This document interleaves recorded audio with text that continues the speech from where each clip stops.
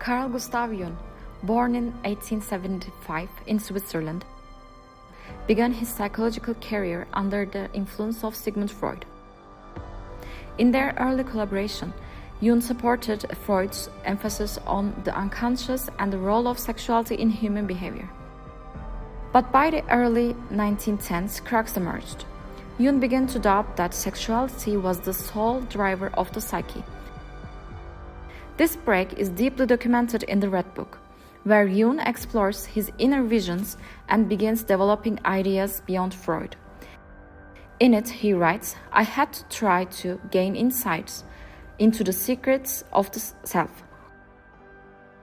This departure from Freud's rigid theory marks Jung's first major shift, away from classical psychoanalysis and toward a broader symbolic understanding of the mind. Jung's middle period is where the most influential theories emerged. After the break with Freud, he introduced the collective unconscious, a shared reservoir of memories and symbols inherited across generations. In the Archetypes and the collective unconscious, he defines archetypes as universal patterns such as the hero, the shadow, and the mother that influence human experience across cultures. In his 1921 book, Psychological Types expand his work. There, Jung defines introversion and extroversion, and the four main functions of consciousness: thinking, feeling, intuition, and sensation, establishing the basis for personality theory today. Jung also developed the concept of individuation, the process of integrating the conscious and unconscious to achieve psychological wholeness.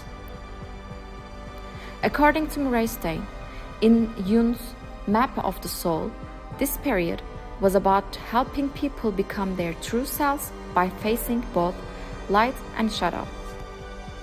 In his later years, Jung's work turned deeply spiritual.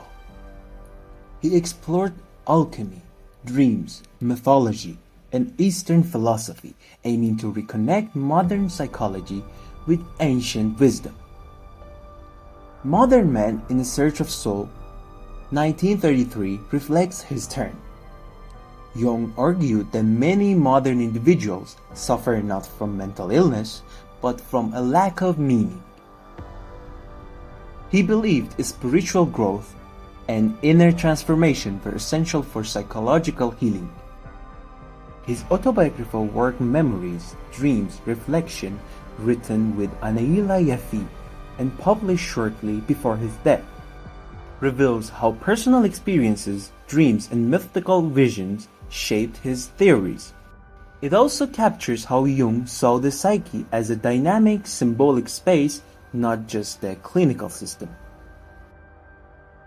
As Sonu Shamdasani writes in Jung and the Making of the Modern Psychology, Jung aimed to create a psychology that was both scientifically grounded and spiritually resonant, a science of the soul. He was into UFOs, kind of. Jung wrote a book called Flying Saucers, a modern myth in 1958, analyzing UFO sightings not as aliens, but as collective symbols of modern spiritual crisis. Carl Jung was more than just a psychiatrist. He was a seeker, from Freud's apprentice to a pioneer of spiritual psychology. His journey reminds us that the mind is more than neurons and theories. It's myth, mystery, and meaning. By embracing both science and soul, Jung reshaped modern psychology and challenged us to explore not just who we are, but who we might become.